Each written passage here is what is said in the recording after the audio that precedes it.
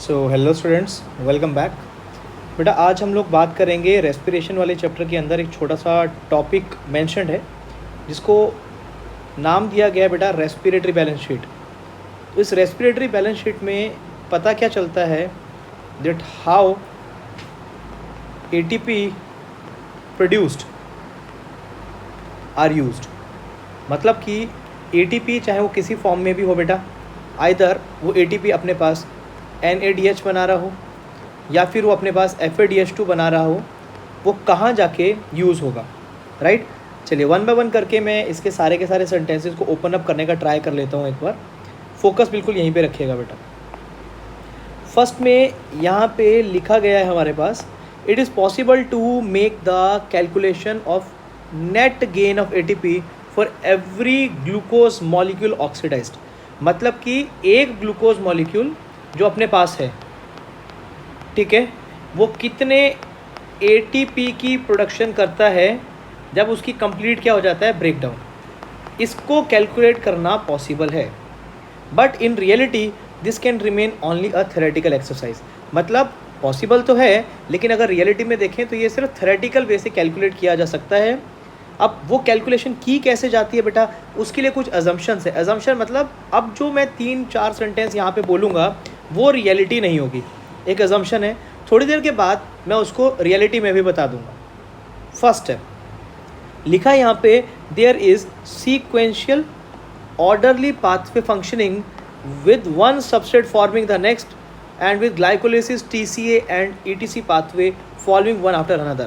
कहने का मतलब है कि अपने पास जो ग्लाइकोलिसिस है, अपने पास सिट्रिक एसिड साइकिल है, TCA है, या फिर इसको आप लोग क्रेब्स साइकिल बोलते हो, और साथ में जो ETS है, ये सारी की सारी एक सीक्वेंस में चलती है। मतलब कि पहले ग्लूकोज टूटेगा, ग्लाइकोलिसिस चलेगी, फिर TCA चलेगी, फिर ETC चलेगी। बट ऐसा ज़रूरी नहीं है। एक सेल के अंदर बहुत सारे ग्लूकोज मॉलिक्यूल हो सकते हैं, बहुत सारी ग्लूकोज है, तो हो सकता है एक ग्लूकोज का ग्लाइकोलिसिस हो रहा हो सकता है दूसरे वाले जो सेल है या दूसरे वाला जो ग्लूकोज है उसका ऑलरेडी ग्लाइकोलिसिस हो चुका है, वो TCA में एंटर कर रहा हो। मतलब कि ये जो प्रोसेस है ये सीक्वेंशियल नहीं होती, that is a simultaneous process. ठीक, ये एजम्पशन था। सेकेंड लिखा है, NADH synthesize in the glycolysis is transferred into the mitochondria and undergo oxidative phosphorylation. बेटा ये एक एजम्पशन है। अगेन अजम्पशन क्या बोल रही है कि जो भी NADH अपने पास ग्लाइकोलिसिस के टाइम पे बनता है, अगर आप लोग थोड़ा सा सोचो तो आप लोगों ने कभी G3P से एक नीचे वाला एक और स्टेप देखा होगा, अगर आपको शायद वो याद हो, ज़रा एक बार देख लेते हैं। G3P के बाद जो अपने पास स्टेप आता है बेटा, ठीक है, उसको बोलते हैं हम लोग, याद करना, 1,3 बाई फॉस्फोग्लिसरेट, राइट बेटा। इस वाले स्टेप के ऊपर हमारे पास NADH की सिंथेसिस होती है। तो क्या ये वाला जो NADH जो कहाँ है, ग्लाइकोलिसिस में है, जो कहाँ बना, साइटोप्लाज्म में बना, क्या ये वाला जो NADH है क्या ये यूज्ड अप होगा? कहाँ पे जाके यूज्ड अप होगा? ETC में यूज्ड अप होगा। ये सिर्फ एक अजम्पशन है, रियलिटी में फिर से इसका कोई भी लेना देना नहीं है, राइट। अब देखिए क्या लिखा है यहाँ पे, दोबारा से पढ़िए। जो NADH मॉलिक्यूल सिंथेसाइज होगा ग्लाइकोलिसिस के टाइम पे, वो ट्रांसफ़र हो जाएगा माइटोकॉन्ड्रिया में और ऑक्सीडेटिव फॉस्फोराइलेशन करेगा। बोले तो इनके अकॉर्डिंग वो ATP में जाके कन्वर्ट हो जाएगा, बट मुझे नहीं लगता कि ऐसा कुछ होता है, राइट। चलिए इसके आगे देख लेते हैं। थर्ड बोला है, none of the intermediate in the pathway are utilized to synthesis any other compound. देखो यार, फिर से एक चीज़ बोल रहा है कि ग्लाइकोलिसिस का कोई भी पाथवे में जो भी प्रोडक्ट बना है वो किसी और पाथवे के अंदर एंटर नहीं कर सकता। ये गलत है। इस चीज़ को एक्सप्लेन करने के लिए हमारे पास एक प्रोसेस है बेटा, जिसको बोला जाता है एम्फीबॉलिक पाथवे। ठीक है, तो एम्फीबॉलिक पाथवे जब आप लोग पढ़ोगे तो आपको खुद क्लियर हो जाएगा कि सब कुछ यहाँ पे जो बोले गए स्टेटमेंट्स हैं वो गलत है। अब यहाँ पे एक और चीज़ बोल दी बेटा, only glucose is being respired, no other alternative substrates are entering in the pathway at any way of intermediate stages। थोड़ा सा सोचो यार, आप लोगों ने जब ग्लाइकोलिसिस पढ़ी होगी तो सबसे पहले बोल दिया था कि अपने पास जो ग्लूकोज होता है सिर्फ वही ग्लाइकोलिसिस को नहीं चलाता, देयर इज़ अनदर ऑल्टरनेटिव जिसका नाम क्या था, फ्रक्टोज। था या नहीं था? ठीक है, तो इनके अकॉर्डिंग तो ये वाली बात भी बिल्कुल गलत है। पहली दोबारा से देख लीजिए, बोला कि ग्लाइकोलिसिस या जो भी अपने पास टीसी है या जो अपने पास ईटीसी है वो हमेशा एक सीक्वेंस में चलती है, ऐसा नहीं है। दूसरा बोला है एनएडीएच सिंथेसाइज जो होगा अपने पास कहाँ पे होगा, ग्लाइकोलिसिस में, वो ट्रांसफ़र हो जाएगा साइटोप्लाज्म से माइटोकॉन्ड्रिया में, ऐसा भी नहीं है। तीसरा बोला कि जो भी पाथवे में प्रोडक्ट बनेगा, एग्जाम्पल ग्लाइकोलिसिस के अंदर, वो किसी और पाथवे में लिंक नहीं होगा, ये भी गलत है। इसको आप एम्फिबॉलिक पाथवे की एक वीडियो बनाऊंगा, उसमें समझ पाएंगे इस वाले पॉइंट को, थर्ड को। फोर्थ में लिखा है कि सिर्फ ग्लूकोज ही रेस्पायर होता है, बट ऐसा कोई हार्ड एंड फास्ट रूल नहीं है।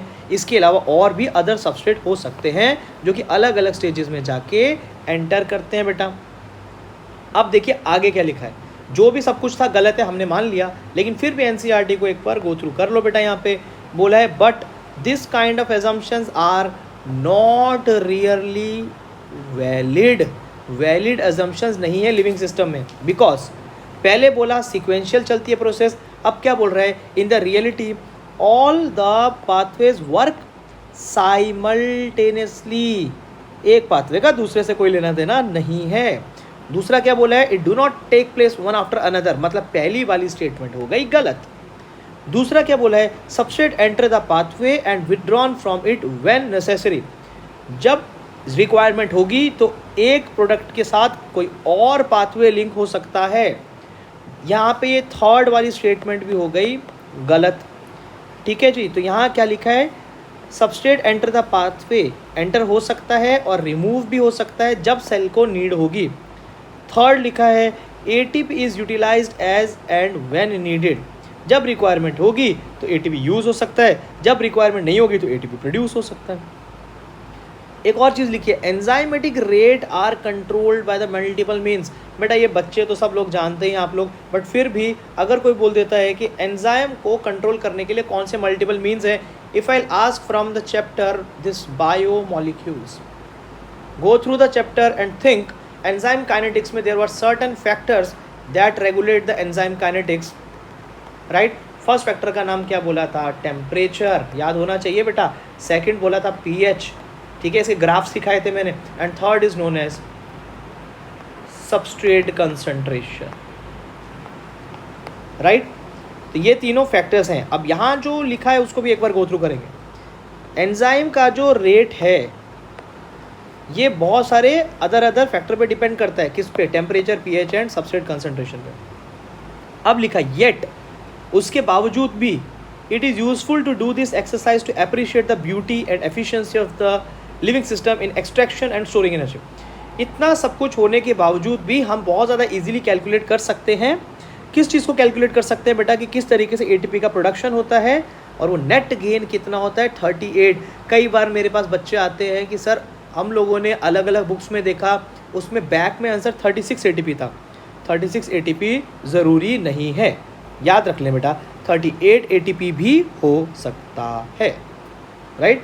हमें क्या करना है, 38 करना है, एनसीईआरटी ने मेंशन किया, ठीक है जी। तो एक ग्लूकोज जब कंप्लीटली टूट जाएगा तो वहाँ से 38 एटीपी मॉलिक्यूल हमें मिलेंगे, बस दैट्स इट। नाउ अब थोड़ा सा और आगे चलना है, चलिए ज़रा देखेंगे अब क्या होता है। वेट, ठीक है। अब देखिए क्या लिखा है। अब यही चीज़ मैं अज्यूम कर रहा हूँ टू कंपेयर।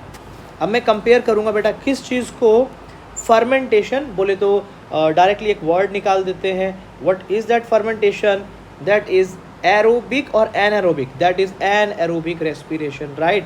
तो यहाँ पे anaerobic respiration and aerobic respiration के बीच में एक कंपैरिजन बोला गया है। यहाँ लिखा है कि फर्मेंटेशन जो है वहाँ पे सिर्फ पार्शियल ब्रेकडाउन ऑफ ग्लूकोज होता है, और लिखा गया है कि जो एरोबिक रेस्पिरेशन है वहाँ पे कंप्लीट ब्रेकडाउन ऑफ ग्लूकोज होता है। There is not any kind of doubt in this, but फिर भी अगर आपको डाउटफुल है तो मैं ज़रा बता दूँ। जिस टाइम पे आप लोग बात करते हो एरोबिक रेस्पिरेशन की तो वहाँ पे CO2 एंड H2O का रिलीज़ होगा, बट अगर आप लोग बात करो फर्मेंटेशन की तो फर्मेंटेशन में सिर्फ अपने पास CO2 रिलीज़ होता है।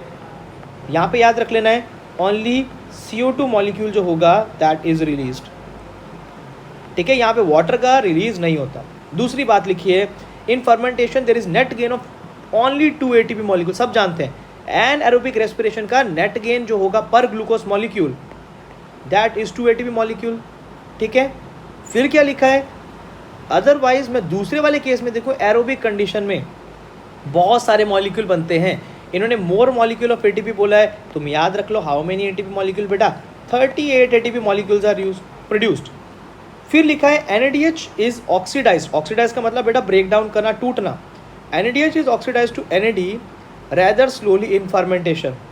जो NADH टूटेगा किसमें, फर्मेंटेशन में, वो थोड़ा सा स्लो होगा, लेकिन रिएक्शन जो है वो बहुत ज़्यादा फास्ट होगा as compared in with in the aerobic respiration. बोले तो एरोबिक रेस्पिरेशन की बात करो तो यहाँ पे जो NADH मॉलिक्यूल है इसका जो ब्रेक डाउन होगा that is fast as compare to the break down of NADH in case of क्या अपने पास एनारोबिक रेस्पिरेशन और फर्मेंटेशन। आई होप सो जितना मैंने आप लोगों को यहाँ पे एक बार गो थ्रू कराया रेस्पिरेटरी बैलेंस शीट का, आप लोगों को बहुत अच्छे से समझ आ जाना चाहिए था। But still if you find any kind of doubt then you can do ask me in the comment section. Thank you so much.